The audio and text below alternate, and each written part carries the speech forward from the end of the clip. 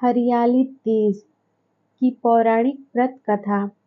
भगवान शिव ने पार्वती जी को उनके पूर्व जन्म के बारे में याद दिलाने के लिए यह सुनाई थी। हरियाली तीज व्रत कथा इस प्रकार है। शिव जी कहते हैं, हे पार्वती, बहुत समय पहले तुमने हिमालय पर मुझे वर के रूप में पाने के लिए घोर तप किया था। इस दौरान तुमने अन्न जल त्याग कर सूखे पत्ते चबाकर दिन व्यतीत किए थे। किसी भी मौसम की परवाह किए बिना तुमने निरंतर तप किया। तुम्हारी इस स्थिति को देखकर तुम्हारे पिता बहुत दुखी थे। ऐसी स्थिति में नारद जी तुम्हारे घर पधारे।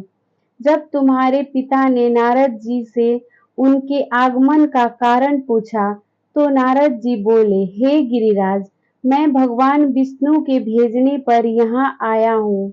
आपकी कन्या की घोर तपस्या से प्रसन्न होकर वह उससे विवाह करना चाहते हैं। इस बारे में मैं आपकी राय जानना चाहता हूँ। नारद जी की बात सुनकर पर्वतराज अति प्रसन्नता के साथ बोले, हे नारद जी, यदि स्वयं भगवान विष्णु मेरी कन्या से विवाह करना चाहते हैं, तो इससे बड़ी कोई बात नहीं हो सकती।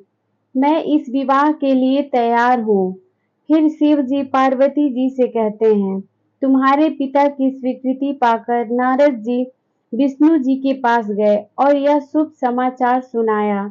लेकिन जब तुम्हें इस विवाह के बारे में पता चला, तो तुम्हें बहुत दुख हुआ।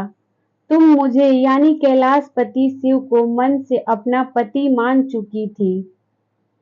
तुमने अपने व्याकुल मन की बात अपनी सहेली को बताई। तुम्हारी सहेली ने सुझाव दिया कि वह तुम्हें एक घनघोर वन में ले जाकर छुपा देगी और वहां रहकर तुम शिव जी को प्राप्त करने की साधना करना। इसके बाद तुम्हारे पिता तुम्हें घर में न पाकर बड़े चिंतित और दुखी हुए। वह सोचने लगे कि यदि विष्णु जी बारात लेकर आ गए और तुम घर पर ना मिली तो क्या होगा। उन्होंने तुम्हारी खोज में धरती पताल एक करवा दिए, लेकिन तुम ना मिली। वे एक गुफा के भीतर मेरी आराधना में लीन थी। भाद्रपद तृतीय शुक्ल को तुमने रेत से एक शिवलिंग का निर्माण कर मेरी आराधना की, जिससे प्रसन्न होकर मैंने तुम्हारी मनोकामना पूर्ण की। इसके बाद तुमने अपने पिता से कहा कि पिताजी, मैंने अपने जीवन का लंबा समय भगवान शिव की तपस्या में बिताया है और भगवान शिव ने मेरी तपस्या से प्रसन्न होकर मुझे स्वीकार भी कर लिया है। अब मैं आपके साथ एक ही शर्त पर चलूंगी कि आप मेरा विवाह भगवान शिव के साथ ही करेंगे। पर्वतराज ने तुम्हारी इच्छा स्वीकार कर ली और तुम्हें घर वापस ले गए।